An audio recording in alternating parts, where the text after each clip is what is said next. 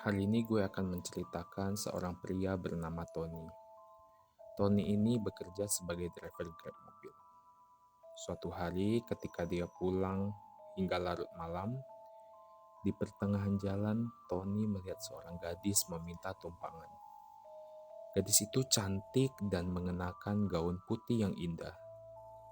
Karena Tony merasa iba di mana gadis sendirian di tengah malam hari, tanpa berpikir panjang, Tony langsung memberikan tumpangan kepada gadis itu dan mereka mulai percakapan yang menarik. Singkat cerita, sampailah Tony mengantar gadis itu ke depan rumahnya. Gadis itu pun turun dari mobil.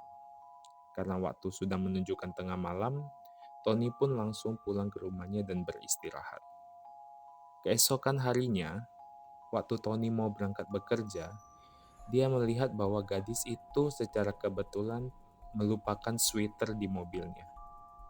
Akhirnya, dia berinisiatif menuju rumah si gadis itu dan menyerahkan sweater itu kepada gadis itu. Ketika dia membunyikan bel rumah gadis itu, ternyata yang keluar adalah seorang wanita tua. Lalu Tony menceritakan kejadian tadi malam bahwa dia mengantar seorang gadis bergaun putih ke rumah itu dan gadis tersebut melupakan sweater di mobilnya. Wanita itu pun kaget, kemudian menolak dan terlihat bersedih. Nah, di sini Tony merasa kebingungan. Ternyata wanita itu mengatakan bahwa sweater itu adalah sweater putrinya yang meninggal dalam kecelakaan mobil beberapa tahun lalu. Tony pun merasa kaget dan baru menyadari bahwa gadis yang dia antar semalam itu bukanlah manusia.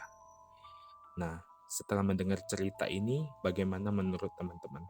Silakan komen di kolom komentar ya. Jangan lupa follow, like, dan share video ini.